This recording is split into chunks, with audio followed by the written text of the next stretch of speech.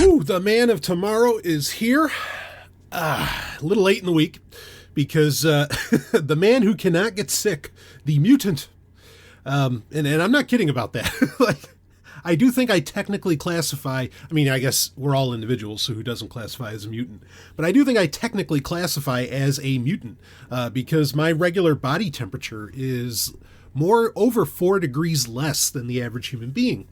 And I've had this, I've had friends in the medical field who have looked into this, and they basically suggest that I'm a little bit of a medical marvel in that bacteria really can't live inside me very well because my temperature's not hot enough for what, because the way we've evolved, right? If you take, for example, the Red Queen theory, is that we are in a constant arms race with bacteria and viruses and other things. And well, anyway, this is how reproductive cycles, evolve into a thing and so on. But most bacteria and whatever else, they thrive in the average or perhaps slightly hotter temperatures that the average human body has. But I'm quite the opposite. And 4 degrees is a massive difference when it comes to this sort of thing. It's not like, oh yeah, my average body temperature is only 98.2 instead of 98.6 or 7. I mean that's certainly a difference. But when your average body temperature is around 94 degrees. Well, anyway, that causes a difference. So I almost never get sick, but I got pretty sick. I mean, mentally, I'm always that. But I got pretty sick this week, and actually, Ellen ended up getting kind of sick too. She was going to be on this Q&A. I was going to record it earlier in the week, but then, I mean, I just couldn't. Like, I couldn't really talk, and was blowing my nose constantly or anything. If you hear me sniffle a little bit during this one, it's still getting over it a little bit. But Ellen's not feeling top notch right now either, so she won't be on this. But we do plan on still having her on the main Sovereign Tech episode. I'm so glad to hear. Got so much great response from Ellen being on the past couple weeks. In fact, wow, the last episode that we did was at 358. Got some great comments on that one. People bolstering what, frankly, I'm never concerned. I don't care. I'll say whatever the fuck I want. But I was worried that it would, and maybe I'll still get emails where it does turn people off. But the episode, it was titled The 16-Hour Work Week, where we were talking about, how, look, a lot of this technology hasn't really saved us time and how work hasn't really, improved, all that kind of crap that we were talking about, right? Had some Sovereign Tech listeners do some tremendous research that I think is so important. I'm not going to read it here, but I want to read it on the next episode. Because it bolsters a lot of what Ellen and I were saying. And of course we were, basing what we were saying, in part off of what Buckminster Fuller and Bertrand Russell, had to say, both, incredible minds, certainly of the 20th century.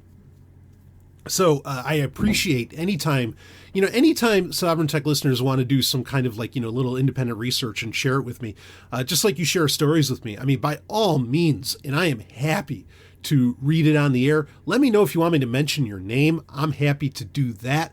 I mean, all right, I'm not going to go down that, but I'm just happy to mention your name. Let's just say that. It's not, I used to be a little skittish, not to mention a name, but like if somebody had a website or something that they wanted me to mention, I would be a little skittish about doing that. And I mean, not just because if you want to be anonymous, I want to keep you anonymous, but also you, especially, man, like 2016, 2017, especially, the amount of blockchain companies that would email the show, and I know they weren't like diehard listeners. Some diehard listeners would recommend, and ask me, they'd ask me to talk about library. Well, I didn't have anything good to say, so I'm kind of happy to actually talk about it because, to trash on it.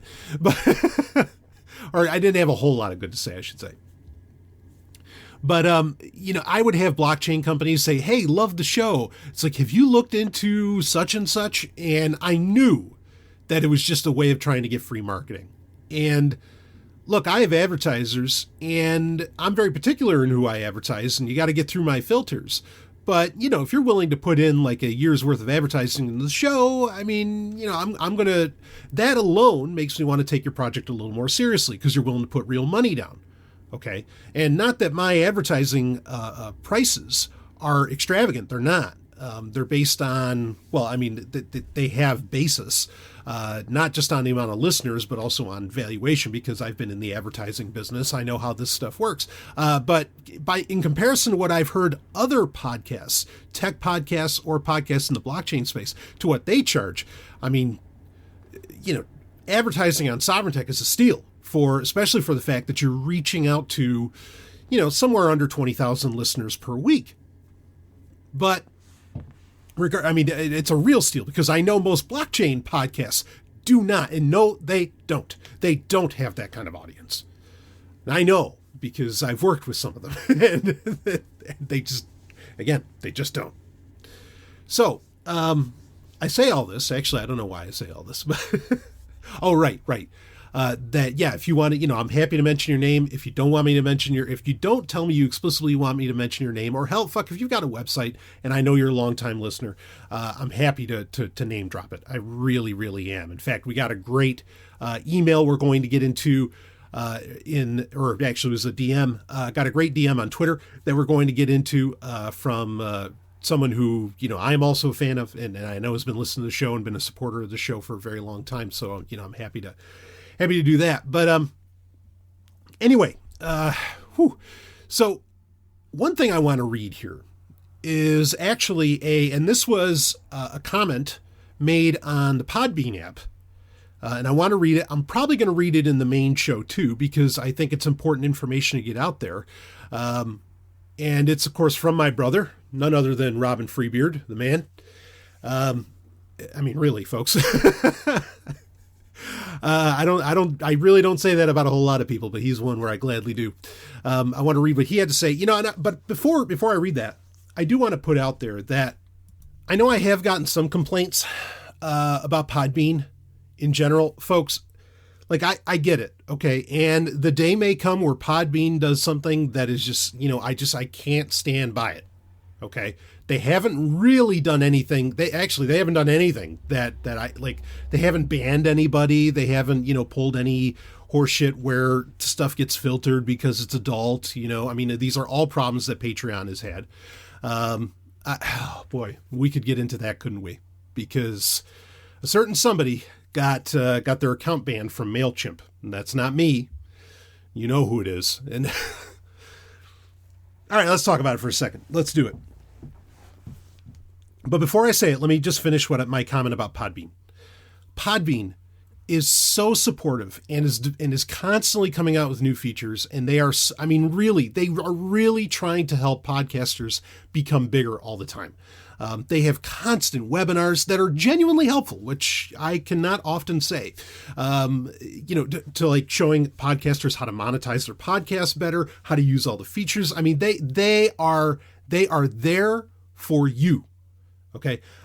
Now, sometimes, admittedly, their customer service, I'm pretty sure they're getting a Bangladeshi special, if you know what I mean, with their customer service. So that might not always be on point, and I've heard complaints in the past about that. But as far as like giving you ideas and giving you new abilities with your platform and so on, they are on and doing far more than any other podcast host that I can think of. So I can't complain. And I just really appreciate how much they're trying to help podcasters grow. It's in their own interest to do that, of course, and I understand that. But great, then we have that synergy, that symbiosis that works very well. So yeah, no, I get it. I hear some of the complaints, and I can't import the underground episodes into my favorite podcast feed or podcast app and so on. I understand. But just what Podbean allows for, especially for the price, it's a no-brainer on just about any podcaster's end, certainly on mine. So anyway, okay, we got that out there. Now let's talk a little bit about something that happened this week. I'm not 100% certain on all of the details, and frankly, a part of me doesn't exactly care. But yeah, as far as I understand it, Stefan Molyneux, there we go. Stefan Molyneux, and I was going to talk about this on the main show. Maybe I still will. We'll see. He, his PayPal account got suspended. Okay. So that happened. He switched over to some other service. I forget the name of it. I saw it, whatever. Okay. And also his Mailchimp account got suspended as well. And I was, in general, I was just like, yay, good, because I think he's an absolute bigot, and I can prove that. Anybody can prove that. You don't have to look hard to find it where he is. And admittedly, I also have, information that might not be so online that, where he's just come out and said like absolutely racist things, especially about black people. And I'm not the only one that heard this stuff. But anyway, all of that regardless. Okay. I'm just like, all right, whatever. I don't care, and this is the nature, and we have talked about this, okay, we've talked about this so many times on Sovereign Tech, about how, if you have, and I tweeted about this too, okay, and there's an irony in using Twitter, but let's just call it, if you have, if you use a service, if you are using, basically, let's just call it, let's just say it. If you're using YouTube, if you're using also, PayPal, if you're using Mailchimp, and hey, I've used Mailchimp, I've used YouTube. You go down the list, okay? Whatever, Twitter, Facebook, how many people get deplatformed on those things? You go down it. Anytime you are using something that is on a server that you do not control, it will eventually be taken away from you. Okay. What got shut down recently? I was going to talk about this on an episode. I got believe it or not, and it's just something I kind of forgot about. I had subscriptions to magazines in the Google News app. Okay. Like I had Retro Gamer, 2600 magazine. And I think I might have had Asimov or Analog. I think it was, the science fiction. And I suddenly got refunded, however much it was for all those things. And I was like, wait, what? Why the hell am I getting a refund from Google? What the fuck's this? And come to find out, Google has canceled all of their digital magazine subscriptions. They just canned them. They've had them for years, and they just canned every single one. What's the deal behind that? I'm not entirely sure. I have to look into that. But bottom line being is that, I thought I was getting access to all this stuff. No longer. And I even got an email from 2600 saying, hey, we realized Google canceled all this. And, and they basically seem to say it happened without notice. If you'd still like to access our magazines, this is how you can do it. That fucks 2600, right? Because that's money for me they're not getting anymore. It wasn't a lot of money. It might have been $12 a year, but you get my point. Add that up by so many people, and that can turn into a lot of money. It's ironic. That 2600 magazine would be, through a Google app, but that's not lost on me, but whatever. Okay. So 2600 is losing out on that. Now, fortunately, 2600 is the right thing. And they have where, and they, like I said, they sent out that email and said, hey, if you still want access, guess what? You can buy the latest issue in a DRM free PDF right here. Good. They had a backup plan. Right on. Okay. That's the right move. But this is the reality, is that even if you're paying for these services in some way, which Molyneux had his YouTube account suspended for a little while at one point, or for maybe it was for a day or something like that. And everybody's like, oh, I can't believe Google is doing this. It's like, what? He's not paying them a dime, and to say nothing of, again, people really, they have zero understanding of the technical marvel and the miracle in the near impossibility that it is that YouTube even exists on by the second every day. There are so many cheats and schemes, and I don't necessarily mean nefarious ones. I'm just saying that people do not understand just Google is probably spending, I would argue, okay, right? So I don't want to get lost on all these things, but whatever, let's keep going. I think the reason that Google isn't as hardcore into the game of offering Well, similar to what like AWS. Like, I mean, they do offer that to some degree, and of course they have GFs. But the reason they don't offer something like so much, or they're not as competitive and as forceful in the market like Microsoft Azure and Amazon Web Services is, okay, I think it's because the bulk so much, and I'd love to see the numbers, we'll probably never really know. Okay, we know the bandwidth, but we don't really know how much of their business, model and server farms they're dedicating to this. What it takes to operate YouTube probably has Google's server farms running at 100% capacity at all times. They cannot afford, without turning probably some entire country at least into a server farm somewhere. They cannot afford to offer competitive services to what Amazon and what Microsoft offers in that space. They can't. It's kind of a theory of mine, but I do know just how hard it is to run YouTube and to do video over the internet in general. This is one of the biggest technical problems on the planet. And an honest engineer will absolutely tell you as much. Just how fucking hard this is and how much they're cheating with all, whatever protocol they happen to be using, or special codecs for compression. They are pulling stunts, and nobody knows, and everybody absolutely takes it for granted. They have no idea what it takes to really do that. And so basically, if YouTube, which is supposedly a separate company, under Alphabet, no, it's not, but you get my point. If YouTube wants to, suspend somebody, it ain't no skin off their back. If anything, it's a breather. It's a sigh of relief. All right. But then also YouTube owes you nothing. It doesn't matter how much money YouTube makes off of the ads if you have a popular video. All of that is inconsequential in comparison, because YouTube, probably for its entire existence, again, unless some kind of hell, I wouldn't be surprised if Google's entire interest in quantum computing has nothing to do with solving problems, but has to do with creating a post-singularity video codec that could somehow make YouTube worthwhile. YouTube will be a loss leader forever under present conditions, and those conditions have not improved in 20 years.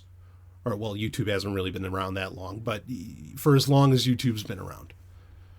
People have you have no clue. Look at the numbers of what YouTube does per minute, and your jaw should just go slack. And again, you'll realize just how remarkable, and I don't mean that necessarily in a good way, because I think it's crazy, but it's remarkable how that operates. YouTube owes you nothing. Okay, it's amazing that YouTube operates on a by-second basis. It is amazing. So, anyway, all of this is to say, yeah, people complain, I can't believe they did this. No, you're not even paying for YouTube. Who gives even if you're paying for YouTube Premium, that's completely different than the entire process of uploading videos and all this crap. That you pay nothing for, no one does. And you have no complaints to be made. I mean, you can cry about it, sure, but like YouTube doesn't have to do jack shit about this matter. This is the nature of centralized services. Same with Mailchimp. Mailchimp is completely free, even if you were paying for the extra customer service. Still for a lot. I mean, you got to understand my point here. Okay, now where the real problem came in for me with this is that suddenly Tom Jackass Woods comes out and responds to Mailchimp's tweet about Molyneux's account being suspended, and says, get ready for the mob to come for you. You might want to back up your Mailchimp stuff. And he gets, I don't know, however many hundreds of hearts, and I'm sure he posted this on Facebook, and there's plenty of idiots there. Sorry, I gotta stop calling everybody idiots. I mean, they are. Well, yeah, sorry, I gotta stop that. So he posts about this, and I'm just like, wait. I've been telling people that same crap without necessity of some racist, some bigot, some moron getting banned from Mailchimp. I've been warning about this forever, but now they just finally take it seriously?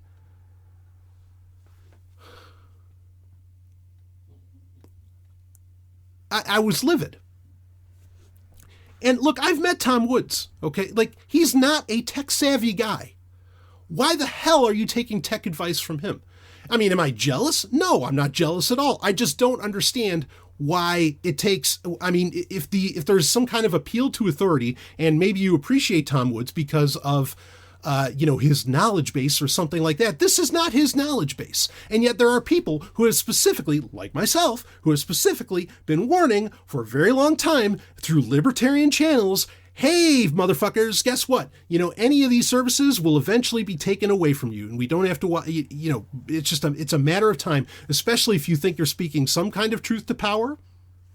And I'm not saying Molyneux ever does. Maybe he did. I mean, he certainly did over a decade ago, but I'll admit to that. But now, oh no, he's been off his rocker for years. But, somehow this gets all, suddenly it gets the attention. When you have plenty of people warning you well ahead of time of these things happening, and no one seems to listen or care to share the message that that's what's going on. Some of you do.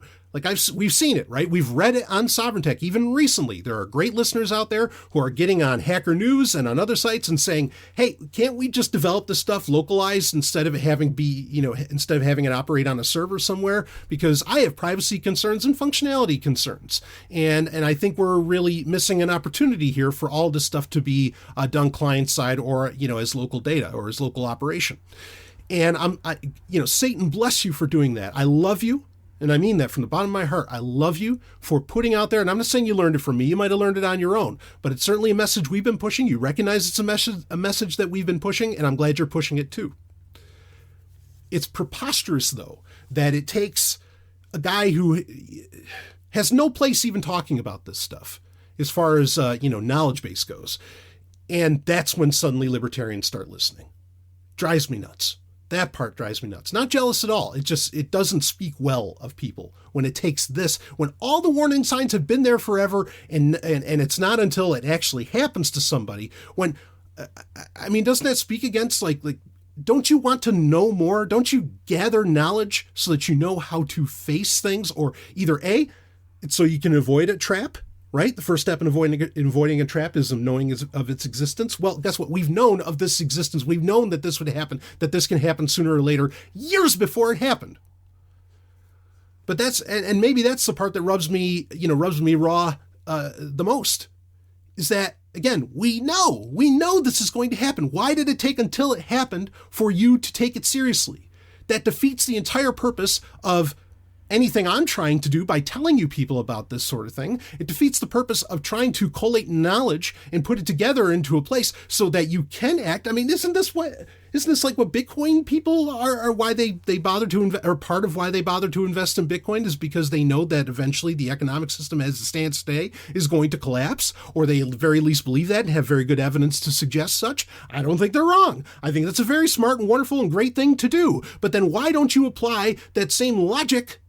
Don't you love that word? Logic, right? This isn't emotional responses. This is logic. We see what happens when you speak out in a way that is antithetical to the system that exists. You will get your service shut down. You will get filtered out. You will get whatever the fuck will happen to you. And I just cannot grasp how this was a surprise to the audience of Tom Woods. But it clearly was. It doesn't make any fucking sense. So anyway,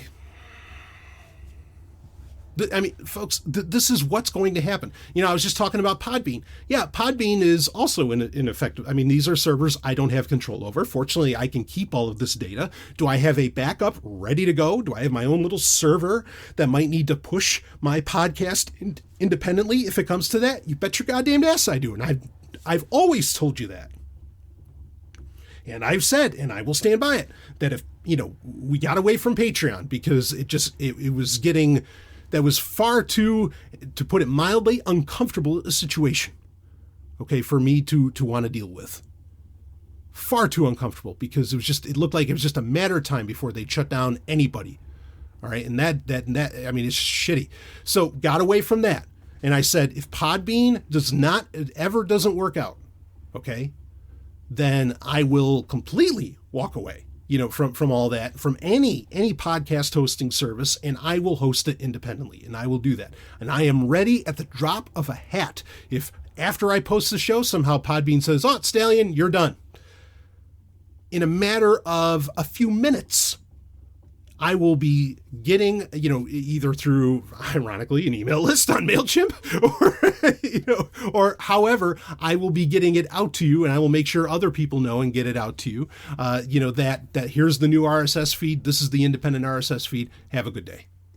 And Sovereign Tech rolls on. Zomia ONE just keeps on. The signal will not be stopped, baby. I make sure that. If I got to torrent the fucking shit, I will torrent it. So, anyway, let me read, speaking of Podbean, let me read the comment that I was going to read before we got onto that little side tirade, but that was important to talk about. I mean, it kills me, because, and I want to get this out right now. And I said this in my tweet, or as briefly as with as much brevity as I could. I have all the emails. I get called everything from a communist to anti-market to an extremist.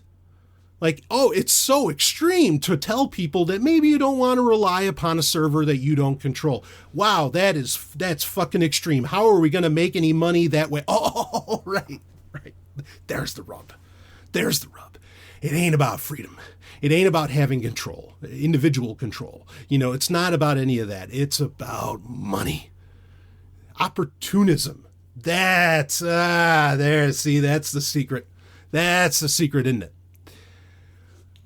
I am totally fine with markets. I am absolutely a freed marketeer. Okay, I am so on board with all that stuff, and it boggles my mind that I get accused of being things that would stand in contrast to that, simply because I recommend to people and warn people that these services will cut you out. Do not rely upon them. Eventually, the curtain is going to come down on you. And when it does, then you listen. But when this whole time you could have been preparing for, sooner or later, this is going to go down. So I need to be ready for that and have my backup in place. And yet you don't.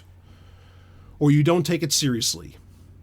Or you don't step up and offer to, I've had, and I know I said I wanted to move on from this. We will. Okay. Because I got a long email I want to get into, and it's a good one. I've had people, in fact, someone I'm going to read the email from, I don't think he'll mind me mentioning this, but I've had people, and he's not the only one, but I've had other people who, when they got tired of Patreon, they're like, look, just how can I support you? Let me just, I can't stand behind this. And maybe they're even afraid that I would end up getting cut off of Patreon. I'm still technically on Patreon, and that hasn't happened to date.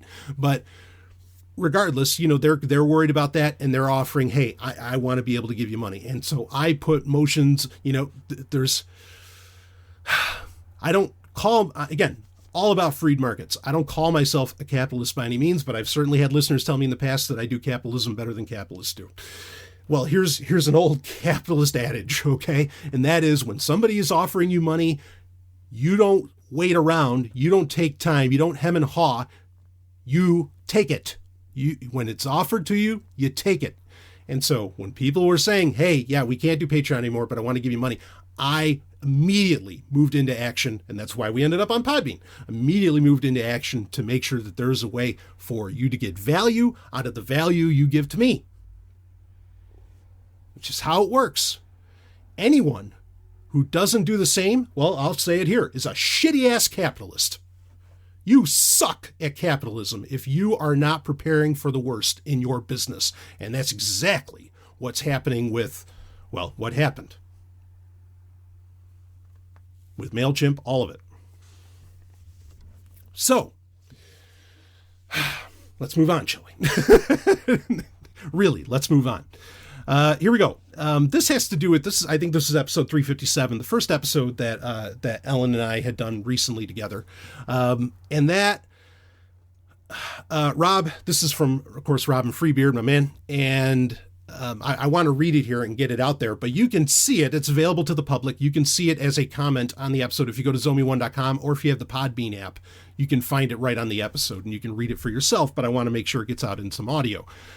Because I think it's important information, and also I'm honored by what else he had to say.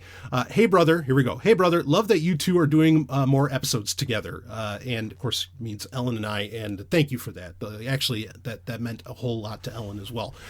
So anyway, let's keep reading. Just a couple of things I wanted to mention. I know it was just a quick and respectful aside during the segment on banning porn, but it is a common misconception that asexuality is just people who don't like sex. Sex-repulsed asexuals do exist, but equally valid are the many asexuals who do engage in and even enjoy sex, masturbation, and porn. The strictest definition of asexuality is people who do not experience sexual attraction, and as with all forms of human sexuality, it exists on a spectrum. You also have demisexuals, who only experience sexual attraction to people they've formed a strong emotional bond with. Anyway, just wanted to clarify that for anyone who may have thought that asexuality is inherently sex negative. So I want to stop on that. There's a little more, but I want to stop on that. Again, I might read this on a Cybertech Prime episode as well with Ellen on, but regardless, yeah, and that's a point that's got to be driven home. Okay, that asexuality isn't somebody that doesn't have sex or that wouldn't have sex, but they're not somebody that necessarily feels sexual attraction. Okay, if I'm summing that up accurately. And this was, I watched this documentary years ago and talked about it on Cybertech. There is a documentary called Asexuality. I think that was the name of it. And I know I talked about this on the episode, but Rob's clarification hasn't made sense, because in that documentary, you had like the lead guy in it who ran like that asexuality forum and everything. And you found out like they did like, at the end of documentaries, as they do, because sometimes documentaries take years to make. And so at the end of a documentary, they'll often give like a update of years later, right? After the documentary's finally been finished. And in that, they brought up that the guy like is having sex. Is he no longer asexual? Oh, no. It's not that. And even at the time, I might have thought that, but it's not that.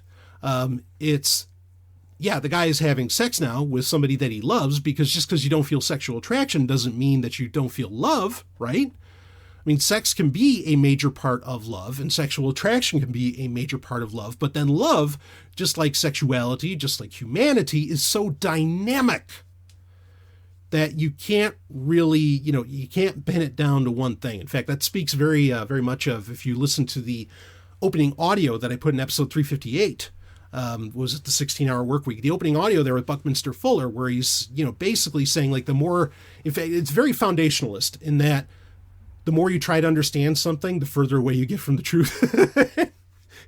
And he was kind of pointing at that like the more questions you answer, there ends up being even more questions. Like the questions themselves seem to appear exponentially. And that, anyway, it was interesting. Listen to that audio if you haven't. But love is just one of those things that, I don't know if we're ever going to completely quantify or understand. And in fact, I think that's a failure on a lot of, especially Silicon Valley's part, is that they think they can fucking quantify everything when, that just might not be possible, because we have limited senses, you understand. And we know there's things that happen more or less outside of our senses, right? UV, things like this. But I mean, you can see the effects, but we can't actually see the action so much, not with our own senses anyway. So regardless, there are mysteries, and there probably always will be mysteries. But all of this is to say that love expresses itself in many, many ways. Romantic love expresses, that kind of that deepest of loves can express itself in so many different ways. And sexual attraction does not have to be central to that. Okay? It's just different. That's all. So I hope that made sense what I had to say there, but I'm really glad he brought that up. Now let's get to his second point. The other thought that occurred to while listening to the story about the hacked Ring camera is, quote, why aren't these companies selling Internet of Targets? Sorry, I meant things. He says, promoting good security practices when you set the device up. I don't just mean forcing you to use 2FA either. For one, they could inform the customer about the risks involved with using their products. Another thing, a list of compromised credentials from the many major data breaches over the years is freely available on the internet. They could easily cross-check that list with the credentials you're using to set up the device. LastPass already does this. Hell, why not partner with companies like LastPass and YubiKey and package those solutions with the device? Anyway, love you both and look forward to hearing more of you together on Sovereign Tech soon. So yeah, same. Love to you, brother. Yeah, I mean, he just raises a great point. Like, absolutely, this is totally what they should be doing. The thing is that, I mean, and I know he knows the reasons why. I'm not saying anything shocking here. This is absolutely, he's totally right. This is absolutely what they should do. And he's right. LastPass does it. Firefox does it. Firefox has a whole thing set up where, it will verify, it'll look into like just the email that you use for your Firefox account. Is this email a part of any other breaches? And it lets you know, and so on. I mean, these are great services to have out there. They're totally free. They're a thing. They don't do that. And I think the reason also that they don't set up two-factor authentication right away is because I can only believe that there is so much advertising and marketing magic being done just to convince you to buy one of these things. I mean, what did it take to get you to want to put a camera facing your bed in your room? What the hell? Like what? How many mental leaps do you have to like cajole someone into doing to where they think that that's a good goddamned idea? I get it was for the dog, but I think you get what I mean. And so I think the concern is that any friction that you put in place in setting up, like say the Ring camera, any friction is going to could cause two possibilities. Maybe they'll deal with the friction because they want it that bad. Maybe, but that's what I'm saying is that I don't know. I think any friction could make people think twice, because what could happen is they could say, "Oh, this is too complex. I'm not going to bother setting it up," and they just leave it in a box, or the hell, they might even return it to the store. Or what could happen is what I just said, is that as they're going through the friction and as they're being alarmed to what it could do, they could be like, oh shit, I'm not going to set this up. I'm not putting this in my bedroom. I'm not putting this in my house. And then then same result. They go and return it to the store, or they leave it in the box and maybe they regift it to somebody. I don't know. I hope they don't do that. But any friction will get in the way of the person doing something that is antithetical to their health, frankly. And really to their peace of mind. So yeah, they can't, Amazon, Ring, they can't do this. I know Rob knows this, but I'm just saying, I'm saying to everybody else, they can't do this. And this is true not just for Ring and Amazon. This is true for any product along these lines. They have to make the process as simple as possible, and they cannot tell you of the dangers, because if they do, that is going to create friction that can make people change their minds and maybe make the right decision, which is don't do it. Don't set it up. And that sucks. I mean, and this is, I mean, that kind of speaks to the whole tyranny of the default, right? I mean, all this default settings and everything, people will generally just run with it and they don't think twice about it. And the less friction there is, the less opportunity there is for them to think twice about it. That's what this is all about. Every security researcher, every security officer at a tech company, we all know that proper security is not easy, nor can it be. It cannot be. Okay? I mean, even with Squirrel, which is very, very easy. Granted, it's very easy, but for it to be the more perfect, and I say more perfect, not, what's 100%, but you get my point, more perfect security solution, certainly than passwords, there is a high risk of, you have your private key, right? You have that one password that you've got to lock away and you've got to take care of, or you got to remember, or whatever. And I don't recommend doing that, because who knows what could happen to your brain at any given point. Okay, there's that one, string of characters you've got to know to be able to access your account, in the future if you lose something or uninstall or something gets deleted, whatever, right? So there is a high risk part of this. Now, you could say it's very simple. Well, I just make sure I don't lose that. Sure, it is very simple. But in comparison to how people handle their username and password information in general, it is high risk by comparison, right? And that's my point, is that security done right, if it's easy, there has to be some high risk scenario for it to still be done right, okay? Or, I mean, this is true for some Bitcoin wallets where you got to remember that password, but fuck, you got to remember that password, or, whatever phrase. Otherwise, if you forget it, it's gone whenever you delete it on accident or something like that. And I mean, again, that's the high risk part. But, otherwise, it just has to be very complex. If there isn't a high risk element, then it just has to be very complex to do the security right. Okay, you can't have easy security. There has to be either high risk or some kind of friction, and both of those things are antithetical to, well, really growth of any product or service, right? Because, I mean, the dum-dums can't handle it. They can't handle the risk, or they can't handle the friction. And so they just walk away, and I'd say, good. I mean, I'd rather them learn that, no, security is hard and you're going to have to learn some things and you're going to have, it's going to be a little complex, but you can do it. You're a big boy, and whatever, and go. So, anytime that these companies are talking about, yeah, we've made security easy, that is a lie. Generally, that's a lie, unless there's some high risk element involved, but other than squirrel, that's usually not true. There's always some kind of backup, and that effectively means you don't really have security, because that backup's being controlled by whatever company. This is true for all kinds of things, including even things that I'm a fan of, like Telegram, others. I mean, there's concerns to be had here. Okay?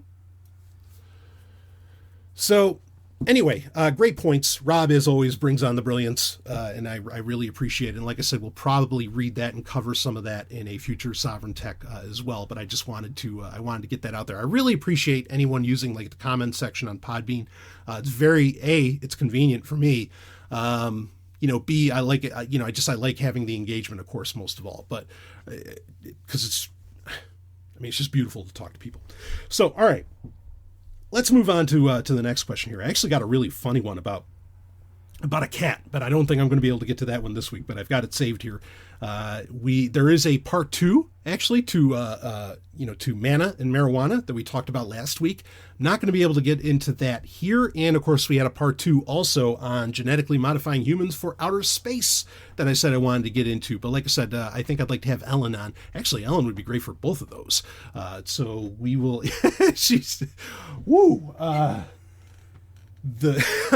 sorry, pardon me, folks. Anyway, she gave me the horns and the metal horns, but that's not all. Okay. Yeah, you'll be on next time, right, Ellen? Yeah. Okay. All right. So for the next Q&A, we'll do that. Whew, getting hot in here. All right. Let's see.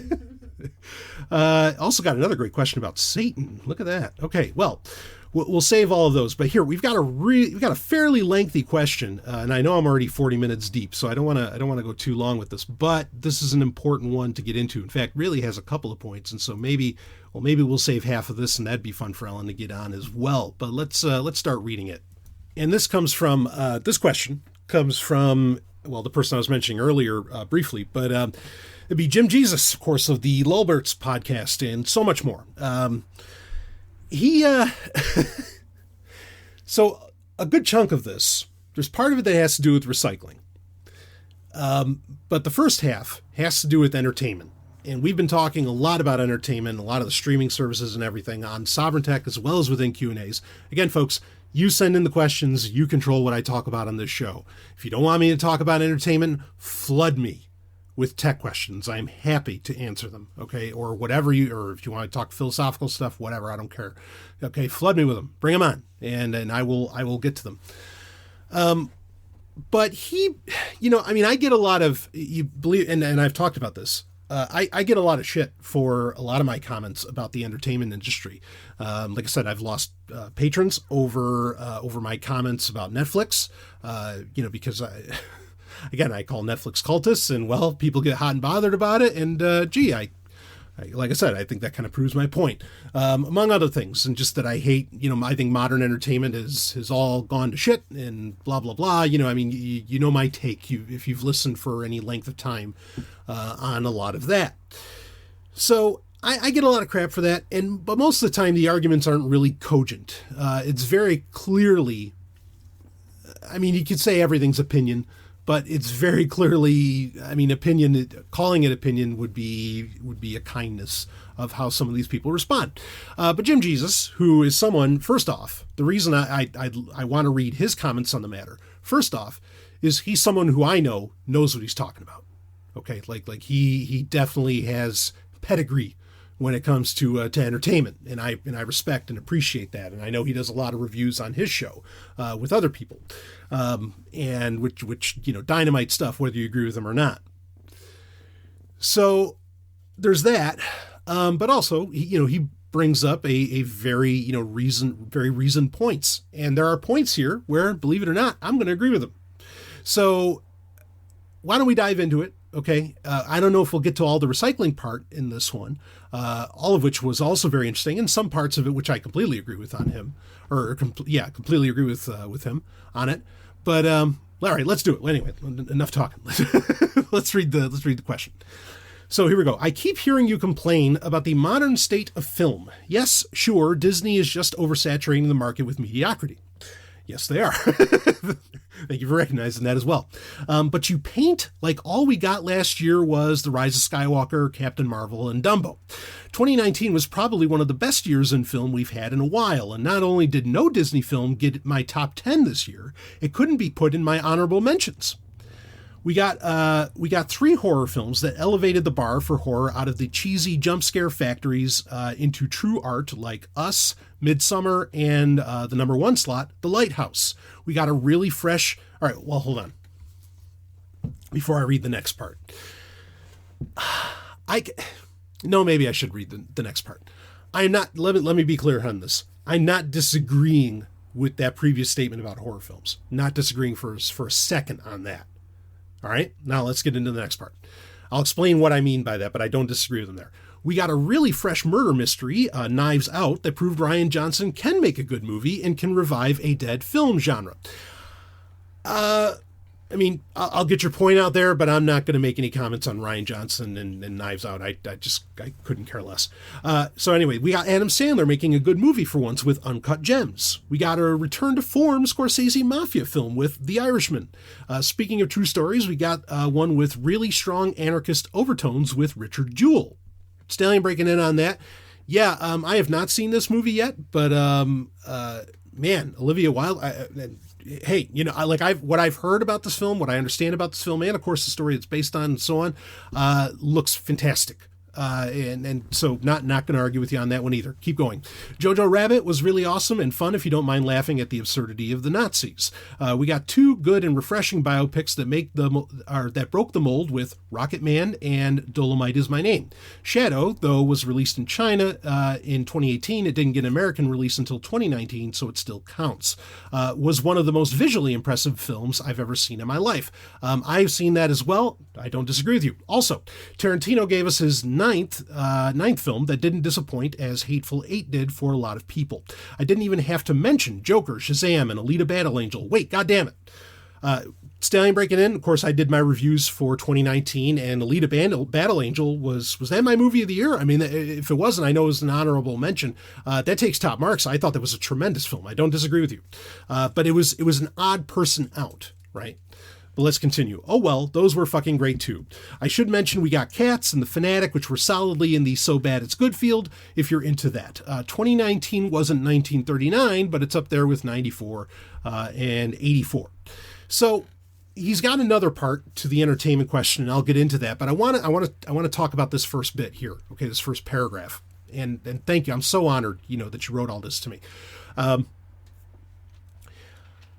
I probably should be more particular, okay, in what I am saying when I say that, when I complain about the modern state of film. Because in general, I'm really complaining about genre films, not horror. I'm not a horror guy, but I really understand that in the past few years, not just 2019 as I understand it, that some of the greatest horror films ever have been made. I mean, like, it's nay a renaissance going on with horror film right now. And I understand that. I don't speak to it, and I don't even like horror films other than, the Friday the 13th series, or maybe something Rob Zombie made, or or like the Freddy movies or something like that. Like, I just don't think about it. Like, it doesn't even like compute in my head. And I'm not going to say it's a failing on my part, but certainly that's... Yeah, like you're right. You're totally right about that. That you are getting some of the best horror movies ever, and if you count them in, 2019 in film, then 2019 was a great year. I'm not going to disagree with you on that. And yes, we did have Alita Battle Angel. I'm not so much on the biopics, but it's not to say that the biopics are bad as far as films go. Just looking at them as abstract, as films in the abstract. I have a huge issue with biopics, especially musical biopics in general. Like this is, I don't know. It's the industry aspect that I hate about it. So I guess to sum up, okay, with the modern state of film is that any movie that has an insane budget where it has to make it back. Okay, so this is speaking of sci-fi, fantasy, comic book films, etc. Okay, that's when I mean horror film is technically a genre film, or horror is technically a genre film, would fit in that range. And if you're a genre fan, usually that includes that you like horror as well. I understand that. But my concern is that there's no risks being taken in, special effects extravaganzas or in movies that require a budget. That's where the risk taking has stopped. In movies where, as long as it brings in, 40 million, right? There's all kinds of crazy risks being taken today. And even in recent years, Professor Marston and the Wonder Woman. Like little films are doing incredible things, very unconventional and very, I know people hate this word, but I'll just say it. I don't necessarily mean in a political context, but culturally, a progressive shift is happening in those movies. And I think that's great. But again, films, we don't have the experimental films like we, with science fiction, say, that we had, in the 80s or even like the later 70s. You're just not, Copernicus 1. A lot of these other things, you're not 2010. You're not getting any of that. Minus, of course, I did talk about Aniara, which is more or less a 2019 film as well. Now, to speak to Shadow. So that's another weird thing that's happening, right? And I have talked about this. What was the movie The Great Wall with Matt Damon? Where there are a lot of American movies that are being made where they don't expect to make money in America. They know it is to make bank in the global market, and America is an afterthought. And Americans watch these movies like The Great Wall, and they go, what the fuck was that? Like that was a weird ass film. I don't even like the narrative structure or flow. That's because it's not American. It's made in America, it's made by Hollywood, but it's specifically, and it's big budget, but it's specifically meant for other parts of the world. And you have to grasp how those cultures, how those cultures appreciate film, what they're used to in film, to really get what's going on there. Okay, just like some people will never understand anime. And then there's other Americans who totally got it the instant that they saw it, right? So I get that, okay? And that there are great things being made for, I think I did a review of Great Wall. I seem to remember, really, really enjoying it. And maybe it was because it wasn't American-esque film, that actually made me appreciate it. So you raise a great point. I could use a lot more, and this will be true for the recycling part of this that I don't think we'll get to this week of this question. A little more precision in my point, in my arguments, in my language would do well to explain where I'm coming from. Because you're absolutely right. Like I said, some of the best horror movies ever made have been made in the past decade and even in the past couple of years. No argument from me on that. Even though it's not my genre, I understand. And there are people whose opinion I trust that are loving the shit out of this stuff. But my points are more specifically towards movies where major money is on the line. No one's taking risks anymore. Risks are being taken in other places where, again, if a movie only has to make 40 million, that's easy to do, even if you just get some foreign investors on that shit. Okay? And that's all on the business side. But when, we're talking about these movies, and you could say, well, why would they, take the risk and spend $200 million? Because, that's how the great movies have been made, is that you do take the fucking risk, and you're like, well, this is like, imagine just just goddamn imagine if Warner Brothers didn't take a risk on The Matrix. That was an expensive movie at the time, $80 million. There was a new property. You had no idea. I mean, Joel Silver was, the producer. He was fortunately in the business for so long, he could raise money from the fucking dead. Okay. And so he was able to get this greenlit because whatever, he fortunately saw what The Matrix could be. Right. But that was 100%, that was 120% risk. There was no guarantee of what that movie was going to do. And that movie was nuts. Like we couldn't, I've said this so many times. The line that Morpheus gives in that movie where he says, nobody can be told what The Matrix is. You have to see it for yourself. People don't get it. They don't understand the importance of that statement because when and believe me, I'm a guy who very much, even as a teenager when that movie came out, someone who thinks very mumuch out of the box. I had a science fiction education, that would rival most people in their 60s, even when I was 16. Okay. Because that's all I did. I mean, it was that way. If I couldn't explain it to people, it's because we didn't have that in our zeitgeist yet. And there was no words for it. And you had to go and see it and then what's happened after the fact is it's the proof in the pudding is that now people use language from that movie or examples from that movie to explain things going on today. Because again, before it, you couldn't explain it until you really saw it. Right. I mean, that's just how it was. So that's what I mean is that Hollywood just is not they are not allowing for everything. I mean, and this point that I'm about to make is still valid almost across the board, except for maybe with horror and stuff like that, because with those movies, I mean, this is such a big conversation. And I want to get to the second part of it, okay? But everything is getting focus grouped to death. Everything.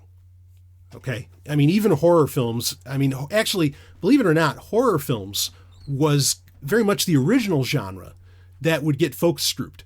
And it would get focus grouped to make sure, like, okay, do they have to cut out a bunch of shit so that it can be an R movie?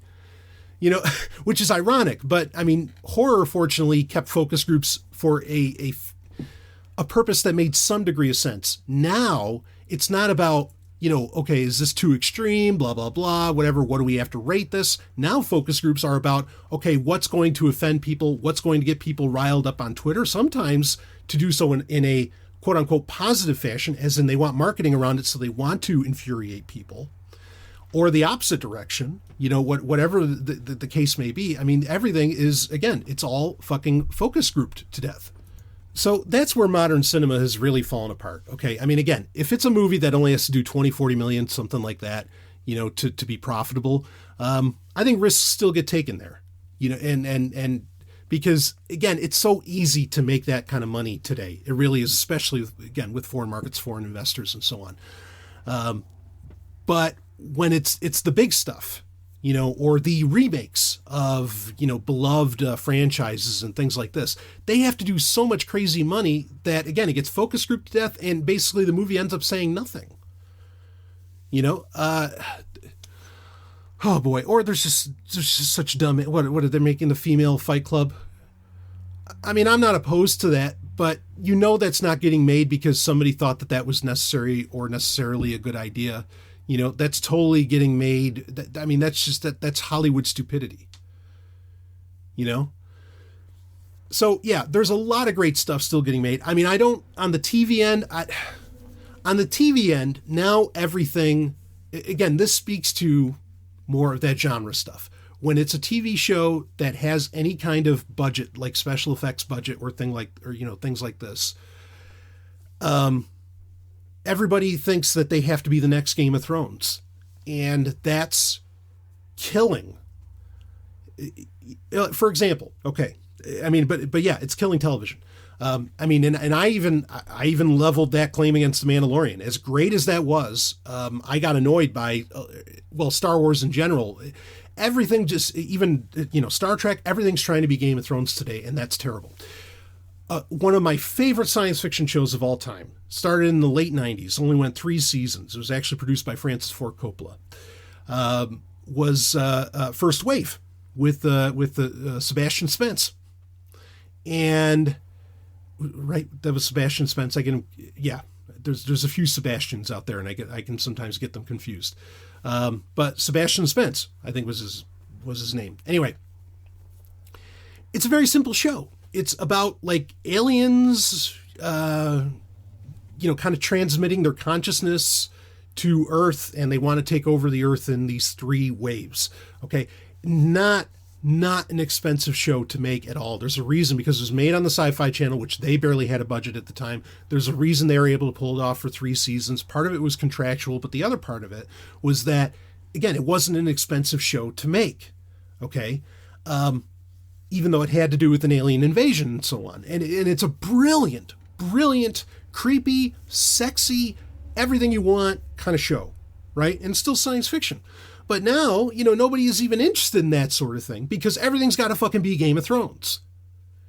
So again, this speaks more to my point that a lot of what I'm saying has to do with a lot of genre fiction, or a lot of genre shows and genre movies, not counting horror. Okay, because you can, let's be, and if you want to correct me on this, if you think I'm wrong about it, you can tell me. But most horror films aren't expensive.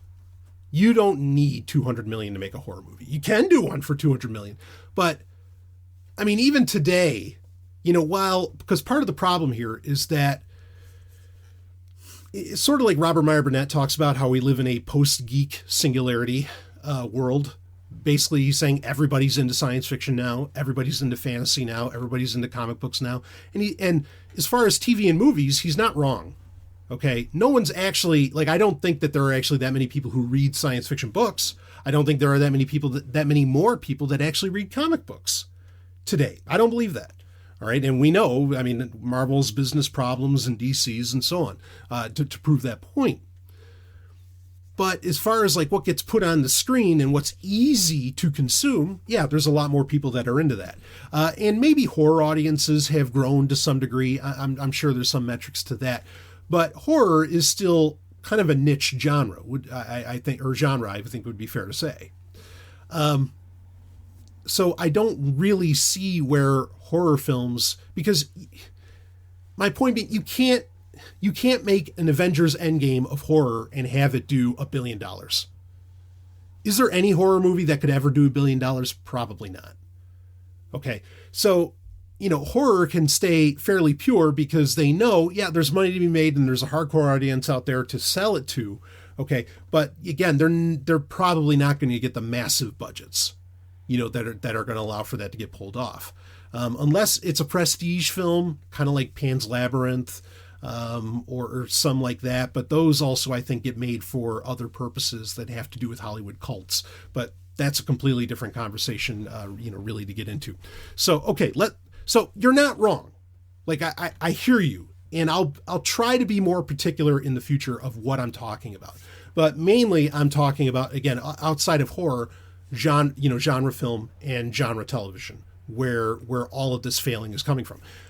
As far as sitcoms and romantic comedies and all that stuff, I'm sure some of the best stuff's getting made. I don't doubt that for a second. But then also, those aren't movies that I really care about or generally go to see, unless it's actually Love Actually. What a great film. All right, but let's go on to the next. I disagree with your proposal that film plot needs to be further explained by extensive reading in other mediums. This was one of many, many, many reasons Alongside Night was so bad. There was a whole lot, of course, that's the book by J. Neil Schulman. They made a movie out of it a few years ago, even had Kevin Sorbo in it, who's kind of quasi-libertarian, and oh boy, anyway, that was bad. There was a whole lot that wasn't explained, and when J. Neil Schulman was confronted with this, he just said that it was for people who read the book and it explains everything. Film is a contained art form. Sure, you can have a series of films that build from previous entries, or one like El Camino, which closes the story of a very popular TV series. Yeah, sure. Or like Serenity, right, for Firefly. But they should work within the initial offerings. That's not to say you can't have nods or side plots that go into more detail in extended media, but for the extended media to be essential to that is a terrible idea. At least with the case of Breaking Bad and El Camino, it's pretty straightforward that you need to consume to get a better understanding. Just watch the series. Whereas Star Wars, there's enough stuff for me to read, listen to, and watch that I could spend the next 3 years catching up and still not have all that I need to go into The Rise of Skywalker. Stanley Breaking In, you're not wrong on that timeline. You could go that long. Reading on. Nor do I even know where to begin on what relevant media I need to understand this stuff. Just because Marvel is now going to do the same with Disney Plus content doesn't make it a good or wise move, which is why when they announced this, it wasn't well received, which is fine for me because Endgame was a nice bookend for me with the MCU. I'm fine with nods, references, even doing something like Rogue One did to A New Hope, and some extended media hashtag out things mentioned that the details aren't instrumental for you to understand. There's no way I'm going to read anything called a technical manual or glossary to understand a movie that's coming out. I'll just skip it and watch something else. Okay, so he has a second, like he gets into a completely different subject on the next part, and it's a great one, and I want to get to that, but I'm going to save that for the next episode, but I want to talk about this. I get what you mean that it's a bad idea. The thing is that like I'm okay with Hollywood experimenting or this being a new type of media. Now, it probably makes sense for, I mean, this is getting into a big conversation because I think this isn't exactly, I mean, multimedia has been tried since hell, the 80s and 90s. Okay. I agree with you about Alongside Night, with J. Neil Schulman.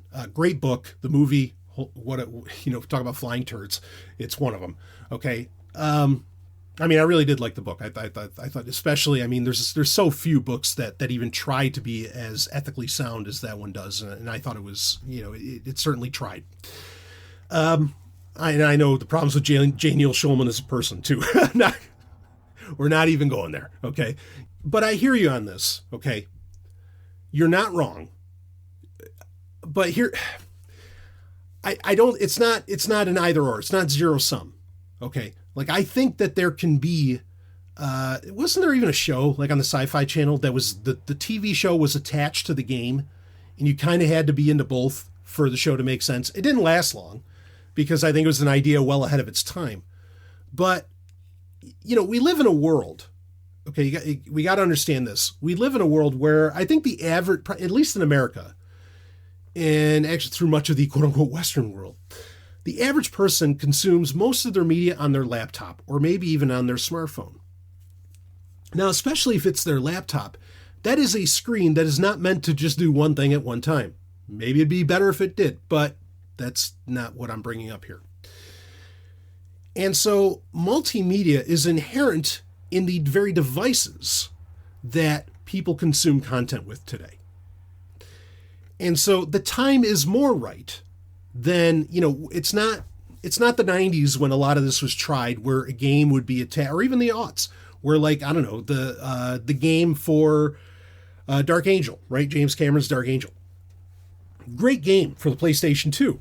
It was attached and was canon and had elements in it that made sense and actually broadened the understanding of the television show, which was a great television show, by the way.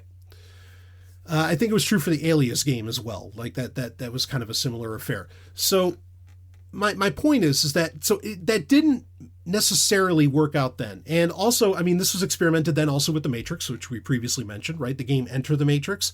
What a ballsy ass move, to spend massive parts of your budget on making cutscenes for a fucking video game. Because there weren't not as many gamers as there are now, at that time, back in 2003 and whatever. That was very gutsy. And I applaud that kind of guts. But the world wasn't necessarily ready at that time. Now, I don't think that's not true anymore. Because now, again, the way the world consumes, or much of the world consumes much of its content, is on a device designed to do multiple things at once. And it's designed to be what you watch videos on, what you listen to books on, what you read books on, what you play games on, are all the same device for many people. Even your console, your average console is now, is also what you can watch YouTube on, or, it handles your Netflix or whatever else. So we now have devices that match the concept of multimedia storytelling. Okay, where it's something that's in a book, and then it's in a movie, and then it's in a TV show, and then it's in a game, and then it's, in all these things. Now, if you are, here's where I think you're right, is that, and I understand this, and I understand why this hasn't necessarily been tried. if to understand something happening that is a major motion picture release in movie theaters for the average person,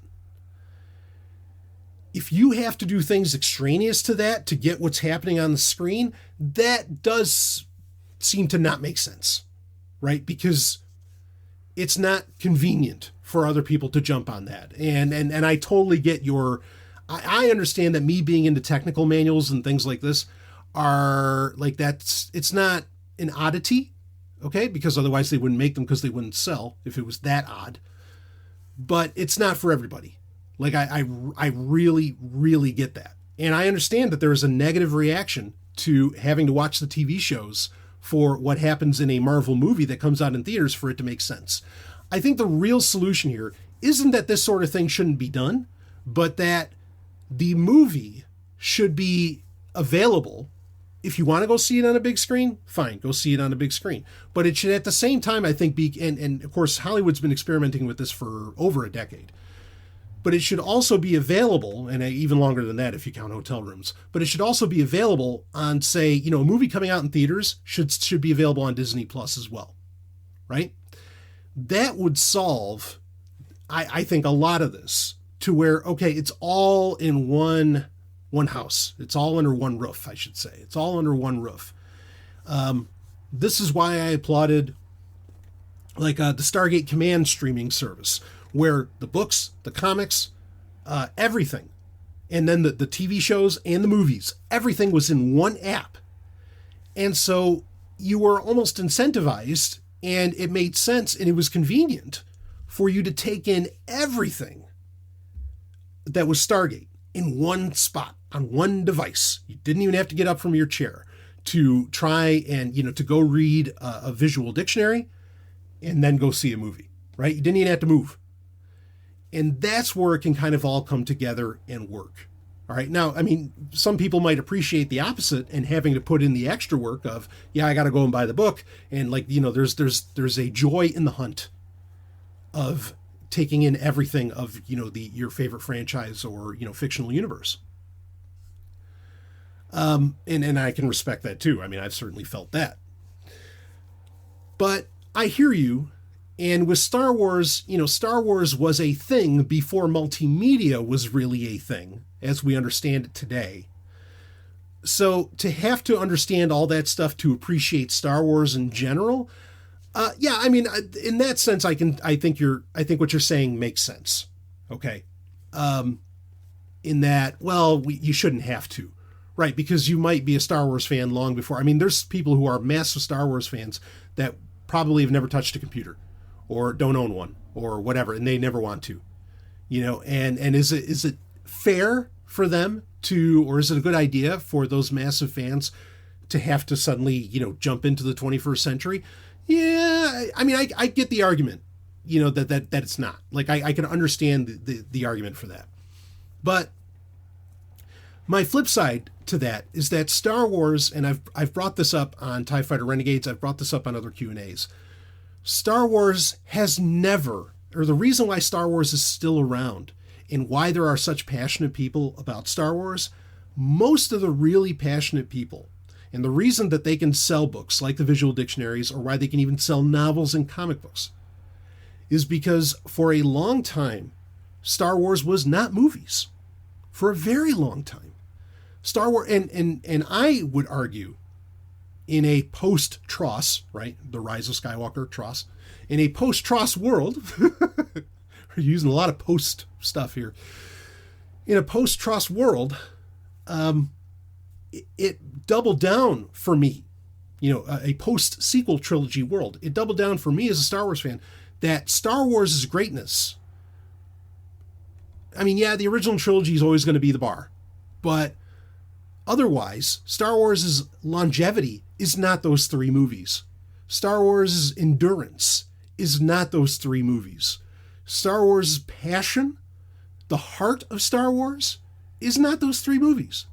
The heart of Star Wars, what makes people nuts about Star Wars, is everything outside of them. from the role-playing games to the Clone Wars to TIE Fighter, to the video games, the great video games, and there's plenty of them, to, the novels, whatever, the Shadows of the Empire, the comic books, Dark Empire, Crimson Empire, go down the list, or even the new stuff, even though I would argue I really haven't read much in the new canon that compares to the old EU. But that, regardless, high bars there, okay? But my point being is that Star Wars really has always been about everything outside of the movies, because that's what carried the torch for so long for so many people. So I see your point. I really get you. But at the same time, this is, I think, and for the MCU was built on top of movies, So for it to want to add more now, that's debatable as well, But this is something I want to exist. Would it be better if it was done with new franchises? Probably. That way people could get in on the ground floor. You knew what you were getting into. You knew that this was part of the program. But let's be clear here, Disney was selling it this way too, right? Disney's like, oh yeah, we're rebooting the canon and everything's going to matter. Disney basically goaded us in 2013 when they bought Star Wars, when they bought Lucasfilm, that, okay, if you want to experience Star Wars, you got to take it all in. That's basically what they were telling us. It was a marketing ploy, yes. We know that now for sure. Okay, even though it seems like they're starting to tighten up the ship now that Rise of Skywalker is finally out there. But, this is what they told us they want us to do. And well, we did it. But then there wasn't like a payoff so much for it. And maybe that'll change now. But regardless, I say all of this, and I hear your disagreement, and I totally understand where you're coming from. But I think that this is a very valid way to build a franchise and to engage a franchise. I understand if it's, like franchises that have been around before this kind of multimedia push was done, that, it doesn't feel right. I get that. Okay. But at the same time, I think it's okay to do it this way. I think it's a very interesting way. And there are people who are hungry for this kind of franchise engagement, this kind of multimedia engagement. I'm one of them. I'm for it. Okay. Because I want I just, you feel like you put work into it with a lot of these things. And when you've been with it for years or even decades, you want payoff, for your hard work and hard-earned money and all that. And I think we all kind of want that, right? We want that sense of accomplishment for what we put in. And you can say, well, it's just a fictional universe. Sure. But the need and sense is still kind of the same. Even if it's not at the same level of importance as, I don't know, however many zeros in your bank account, which that's even a whole other subject as far as how important that is. So, yeah, I get you. I get what you're saying. But also, I don't think it's zero sum. I don't think that things have to be made your way, nor do things have to be made my way. But the options of either getting it your way for whatever franchise wants to do it that way, and whatever franchise wants to do it the Star Wars way, they can do it the Star Wars way, right? And if they want to do it the old-fashioned way, they can do it the old-fashioned way. Is there the problem that more and more people trying to do it the Star Wars way, where it's all multimedia, that's going to incentivize, because the amount of money made, that's going to incentivize other companies to do things the new way, and the old way is going to get ignored, and there's a certain set of moviegoers that's going to piss off? Yeah, that could be a problem. I can recognize that. But again, this is Star Wars' longevity for the fans that really love it. This is what it's always been multimedia. Ever since Return of the Jedi dropped, it's been multimedia ever since then. So I don't think this is necessarily anything new for Star Wars. But again, I really do see your argument. I do see where you're going with that. Now, I've already gone an hour and 20 minutes, so we're even going to skip the album of the week. We're I'll drop it there. If Jim has any other comments he wants to make on that or any response, feel free to send it in. I love this kind of conversation. Anyway, so we'll wrap this baby up because this Q&A has gone a while and we went down roads I don't think we planned on. But that's it for this episode. New Sovereign Tech to come out. Of course, remember the new days are Mondays, even though sometimes I've dropped them on a Sunday just for the giggles. But you're guaranteed on Mondays, from now on. So 2020 is going to be a hell of a year for Sovereign Tech. So many exciting things going on, and we'll wrap this baby up. I will see all of you, on the other side.